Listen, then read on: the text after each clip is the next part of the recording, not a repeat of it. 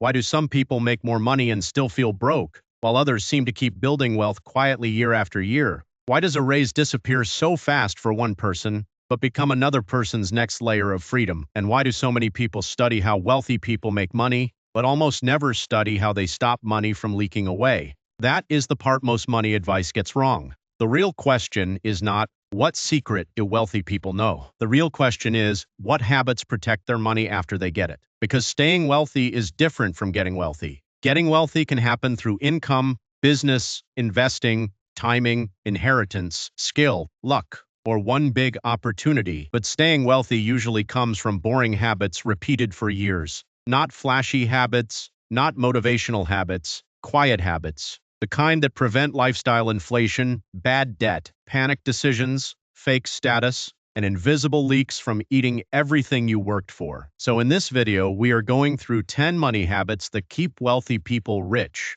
Habit number 1. They separate income from wealth. Most people treat income like proof of wealth. If someone earns more, drives a nicer car, eats at better restaurants, or lives in a more expensive place, we assume they are doing better financially. But income is not wealth. Income is money coming in. Wealth is money that stayed. A high income can be spent completely. A big salary can disappear through a bigger house, a bigger car, luxury subscriptions, travel, taxes, debt payments, and a lifestyle that always expands to match the paycheck. That person may look rich from the outside, but inside their finances, every dollar already has a job before they receive it. Wealthy people who stay wealthy understand that income is only the raw material. The finished product is ownership, savings, assets, flexibility, and time. So they do not ask only, how much did I make? They ask, how much did I keep? How much of this income became freedom instead of just becoming a nicer version of the same pressure? That is the first rule. Income can make you look rich, but retained money is what makes you financially strong. And if you miss that distinction, every raise can become a more expensive trap. Habit number 2, they buy time before they buy status. When many people get more money, the first instinct is to upgrade the visible parts of life. But people who stay wealthy often think in the opposite order. Before they buy status, they buy time. Time means an emergency fund that keeps one bad month from becoming a disaster. Time means lower fixed expenses, so they are not forced to accept every bad deal just to survive. Time means investments that can grow in the background. Time means cash reserves that allow them to wait, negotiate, recover, and choose. Status gives you a feeling today. Time gives you options tomorrow. That is why a person can look less impressive than their income suggests, but actually be much richer than people assume. They are not spending every dollar to prove they are successful. They are using money to reduce how much life can force them. So the question is not, can you afford the upgrade? The better question is, did you buy enough time first? Habit number 3, they avoid lifestyle inflation that becomes permanent. Lifestyle inflation is not always dramatic. Sometimes it looks like a slightly nicer apartment, a few more subscriptions, more delivery food, more impulse purchases, and a car payment that feels normal because everyone around you has one. Individually, each upgrade feels reasonable. Together, they become a new baseline. And that is the trap. The danger of lifestyle inflation is not that you enjoy life. The danger is that temporary income increases become permanent obligations, a bonus disappears, a raise becomes normal, a good year gets absorbed into monthly costs. Then when life changes, the lifestyle does not shrink easily. Wealthy people who stay wealthy may spend money, enjoy comfort, and buy nice things, but they are careful about turning every desire into a recurring bill. A vacation ends. A subscription repeats. A car loan repeats. A bigger rent payment repeats. A habit of ordering everything because it feels convenient repeats. The real danger is not the purchase. The real danger is the new floor.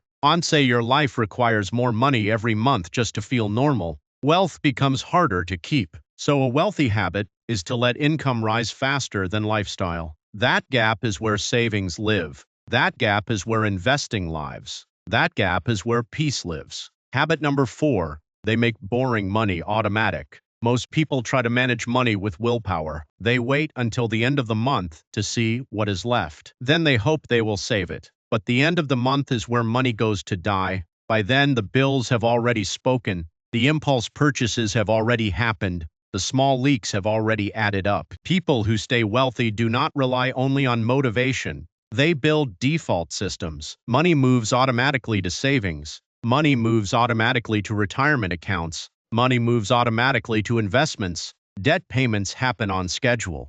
Bills are tracked before they become surprises. Large, irregular expenses are planned before they arrive. The point is not that automation makes you rich by itself. The point is that automation protects your best intentions from your worst days. If saving depends on how disciplined you feel after work, stress, family obligations, advertising, and a long week, saving will lose too often. Wealthy people understand that important money decisions should not be remade from zero every month. The system should make the good decision the default. That way, wealth building does not require a heroic mood. It just requires not breaking the system too often. Habit number 5. They know the difference between assets and appearances. This is where a lot of people get fooled. A nice car looks like wealth, but it may be a depreciating asset with a loan attached to it. A bigger house may look like wealth, but if the payment, taxes, repairs, insurance, and stress absorb all your cash flow, it may be more pressure than freedom. Luxury clothes may signal success, but they do not create future income. A perfect vacation photo may look rich, but if it sits on a credit card balance, it is not wealth. It is debt with good lighting. Wealthy people who stay wealthy are not immune to status. They are human, but they are usually more aware of the difference between what looks rich and what behaves rich. An asset behaves rich when it can support you, grow, produce income, reduce future costs, or increase your options. An appearance behaves rich only when someone else sees it. That does not mean you can never buy things for enjoyment. It means you should not confuse enjoyment with wealth.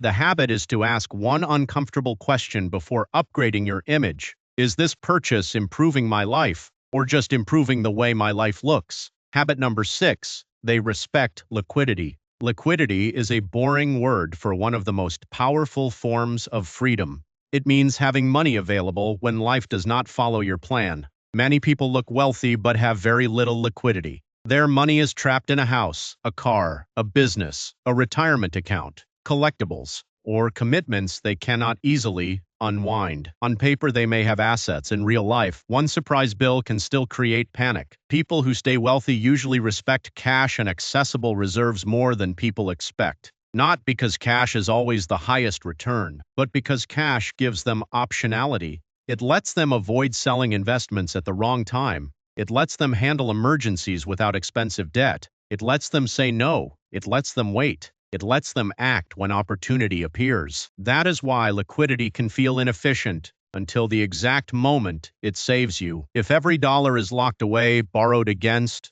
or already promised, you may be technically growing but practically fragile. The wealthy habit is to keep enough accessible money that a normal problem does not become a financial crisis. The number is different for everyone, but the principle is the same. Do not become so optimized that you become breakable. Habit number 7. They treat debt as a tool, not a lifestyle. Debt is not automatically evil. Debt can help buy a home, build a business, fund education, or bridge timing gaps. But debt becomes dangerous when it stops being a tool and becomes a lifestyle. That happens when credit fills the gap between what you earn and what you want to look like. It happens when monthly payments become normal background noise. It happens when minimum payments make debt feel manageable while interest quietly keeps it alive. People who stay wealthy usually have a different relationship with debt. They care about the purpose, the rate, the risk, and the exit. They ask what the debt is helping them own, build, or control.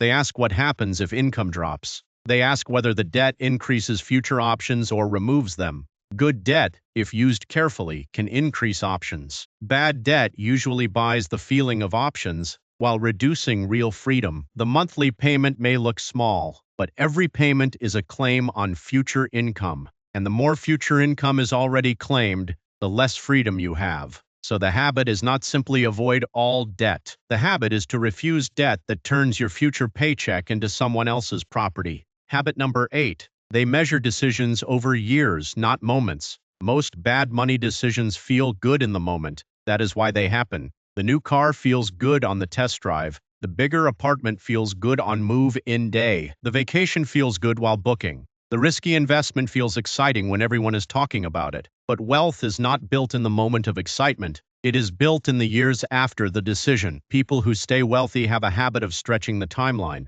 They ask, what will this cost me over 5 years? What will this require every month? What happens when maintenance starts? What happens when the excitement is gone? What does this do to my future choices? That habit makes them less vulnerable to sales pressure, because sales pressure usually compresses time. It makes you focus on today. This deal, this payment, this upgrade, this limited window. But wealth thinking expands time. The moment asks, can I get it? The long timeline asks, can I carry it? Those are very different questions. Habit number 9, they protect their attention from financial noise. Money is not only math, money is attention. Every advertisement, trend, hot take, fear story, market prediction, lifestyle post, and comparison can pull your attention toward a decision you did not plan to make. The more reactive you are, the easier your money is to move. You see someone else upgrade, and suddenly, your life feels behind. You see a market headline, and suddenly your plan feels wrong.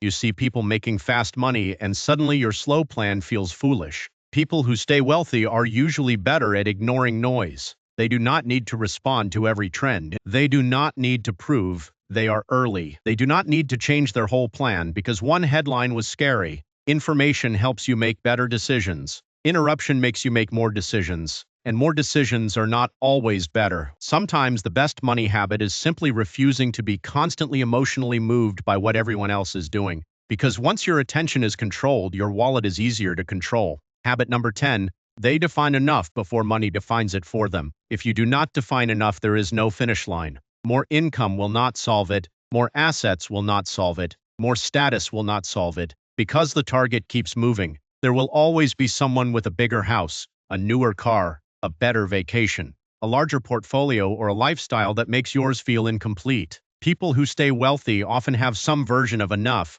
It may change over time, but they have a sense of what money is supposed to do for them. When money has a purpose, spending has boundaries. When money has no purpose, comparison becomes the purpose. And comparison is expensive. It can make a rich person feel poor. It can make a high earner feel behind. It can make a normal life feel like failure. That is why defining enough is financial self-defense. It tells your money what job it has before the world tells your money where to go. So here is the plain rule for this episode. Wealth is not only built by making more money, it is protected by stopping money from leaking away. The habits that keep wealthy people rich are usually quiet. You do not need to be wealthy to practice those habits. In fact, practicing them before you feel wealthy may be the point. Because if money leaks away when the numbers are small, it will probably leak away when the numbers are bigger. And if you learn how to protect money now, every raise, every bonus,